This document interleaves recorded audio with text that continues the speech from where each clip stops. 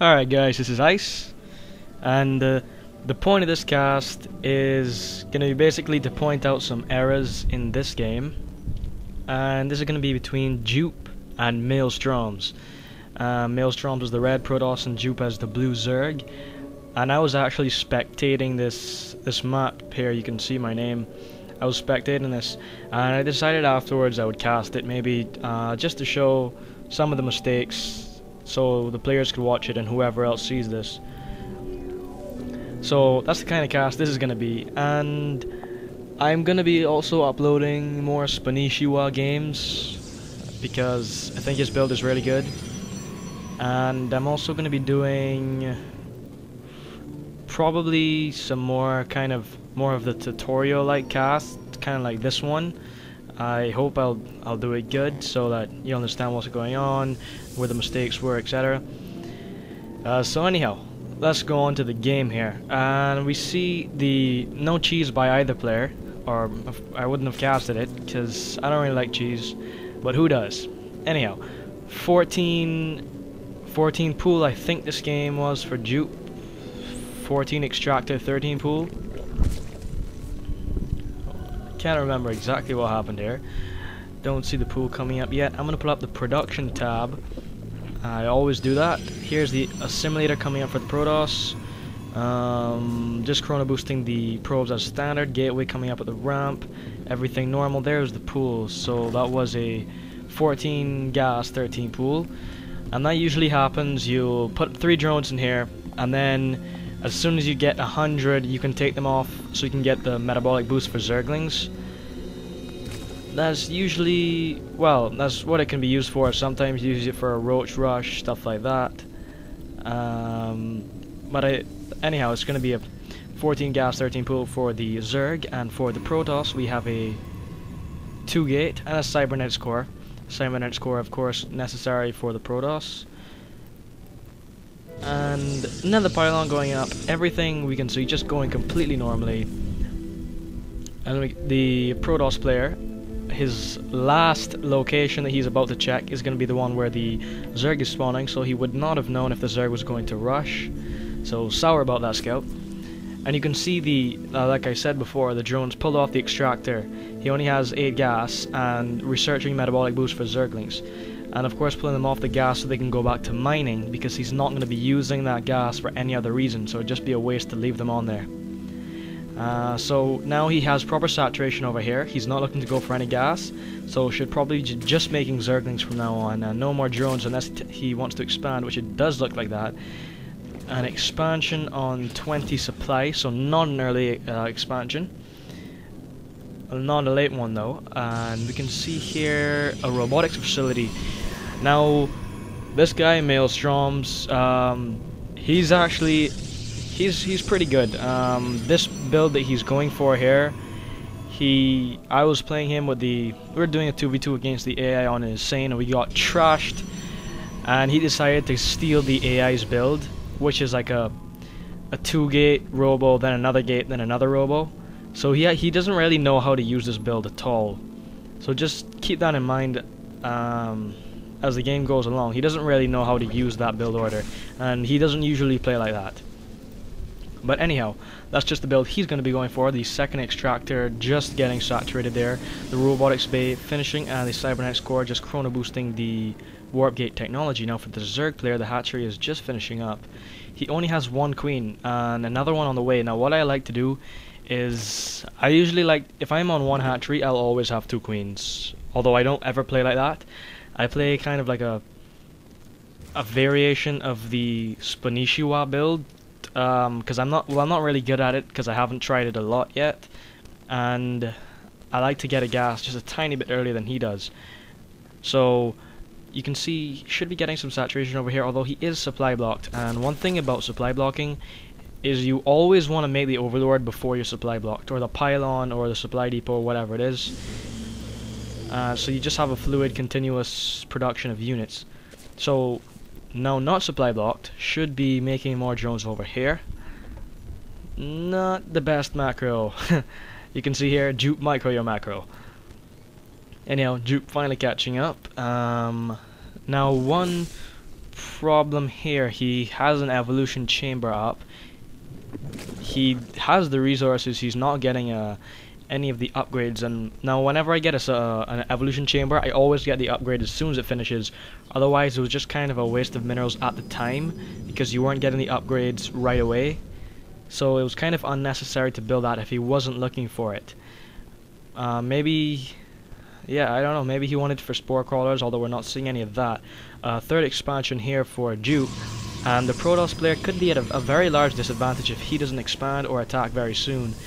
And the whole idea about this build that he's stole from the computer, when I've seen him use it, he's only used it about twice, I think. Basically, if the first push fails, then the build kind of falls apart after that. Overlord for Joope coming in here, and gonna get sniped off by that one stalker. May have been worth it though. Let me just switch to Joope's player camera. So he has seen he has seen 3 gates in a robo, so and this is not the 3-gate robo build. Because it's a completely different build than 3-gate robo, because you don't really get stalkers. You're kind of saving up the gas for these immortals here. So it's basically a zealot immortal build with a couple stalkers just in the back, just in case. And a lot of zerglings over here. Now I've noticed I played him once with this build. Like I said, he's only used it like twice or so. Mass zerglings are actually pretty good against it. And seeing as it is a build where you push relatively early, he should have pushed already, by the way.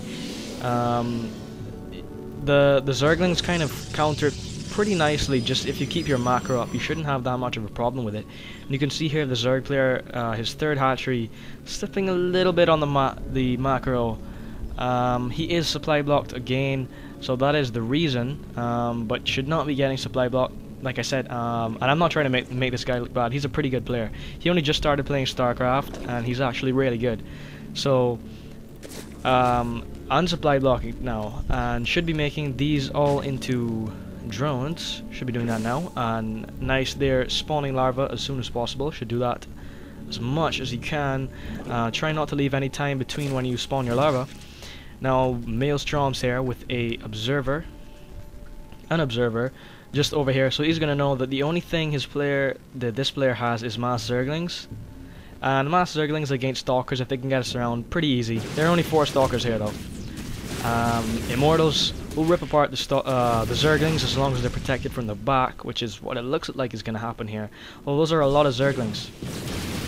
Getting an alright surround, although Maelstromzzz keeping to the wall, and you know that's something that a lot of players don't do, is if you're gonna get surrounded by melee units, especially zerglings who are so fast, if you keep your back to the wall, then it limits the surface area which you're being attacked from.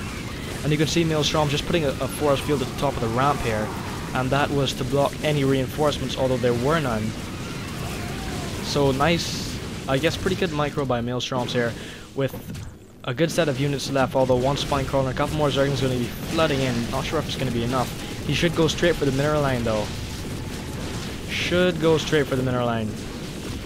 Should go into the mineral line. Okay, not going for that one. Moving in here looks like. Wasting a little bit of time. Focusing the queen. I guess that's alright. But he should really be going for the mineral line. Too bad the reinforcements just came in following the stalkers, and these 3 stalkers not going to survive very long either. The immortal's just about to go down. Should run away with these, yeah, although they may get chased down just because they're on the creep. And the Zerg player should have actually followed those. Those would be 3 free stalkers. Anyhow, the Protoss player should have expanded. Like, he should have expansion finishing like right now. He waited kind of too long for this. You're not even going for the expansion?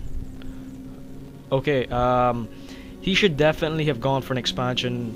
And usually what a good thing, kind of like with every build, usually when you expand, you attack as well. And the idea is so that the other player will not attack right away, and you'll have a chance to build up your economy. You can see Maelstromzzz, he realizes he's behind. I'm not sure if he actually knows that Joope has 3 bases. Yes, he does. He knows that Joope has 3 bases. He knows he's behind, so he's going for the rich mineral patches, and that's usually a good thing to do if you're behind in the economy, just to go for the rich mineral patches, especially if he doesn't have any, which he does not. He has not gone for that. He could go for that. And a couple stalkers just moving up here to the Xel'Naga tower, picking out the Zergling there. But I think he should have an expansion already running over here. He did have the minerals, and he was not under threat. Joope here just grabbing the Xel'Naga watchtower. Very unlucky for Maelstromzzz, just getting the Xel'Naga watchtower as this expansion was coming up. So Joope should really try to move in as soon as possible. He does not want his opponent to even out the game just because his opponent is behind in the economy. He does not want the opponent to get even with him at all, so the right thing to do is to move out, and he is doing that. Looks like these Zerglings should be able to do a fair amount of damage here. Maelstromzzz could have done more by putting his units against the wall. Like again, especially against Zerglings, if they can completely surround you, they have more surface area to attack from. And this expansion looks like it's definitely going to go down. 3 stalkers, not going to be able to clean that up at all. Expansion does go down, and the stalkers may get killed as well. Like I said, Maelstromzzz should have expanded over here before. We can see the Zerg player's macro, however, is slipping pretty bad. He's going for another expansion. He should be spawning larvae over here continuously just because he has so much. You can see micro or macro again. He has so much resources, and he's not continuing to spawn larvae as much as possible. That's one of the most important things as Zerg, because the amount of larvae you have basically is a limiting factor for everything. And I'm not sure why there are only a couple of probes here. Did I miss something? You know what?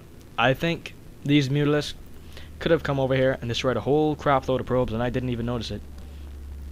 And that is terrible.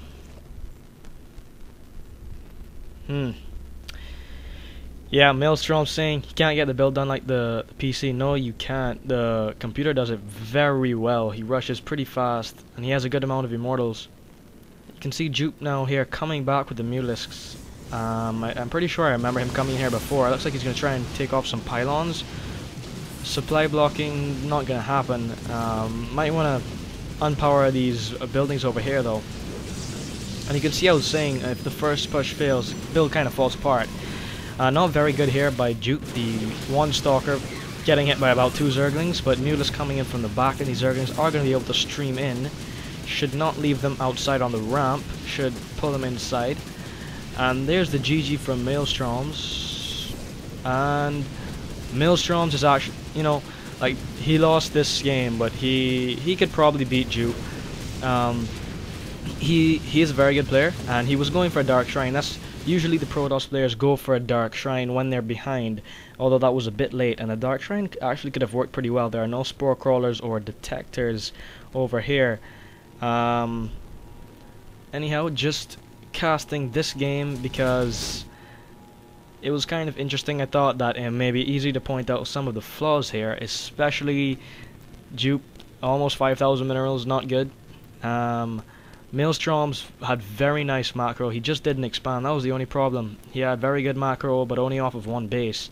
Meanwhile, Joope had a ton of bases, and he wasn't using them not only the minerals he wasn't using properly, but the spawn larva he wasn't using very well either. So always spawn the larva and try to keep your mineral count as low as possible. He had a Spire up here, so nice harassing with those Mutalisks. And that's going to be the end of this cast. Also, if you have any replays that are like that in StarCraft that says they're under 19 minutes, that usually means they're about 14 minutes when you actually render them out, just because the time is just a bit off in StarCraft. Like, if you want me to cast one of those, you can just like message me or whatever, and I'll give you my information. You can send it to me, I will cast it. And that's going to be it for this cast.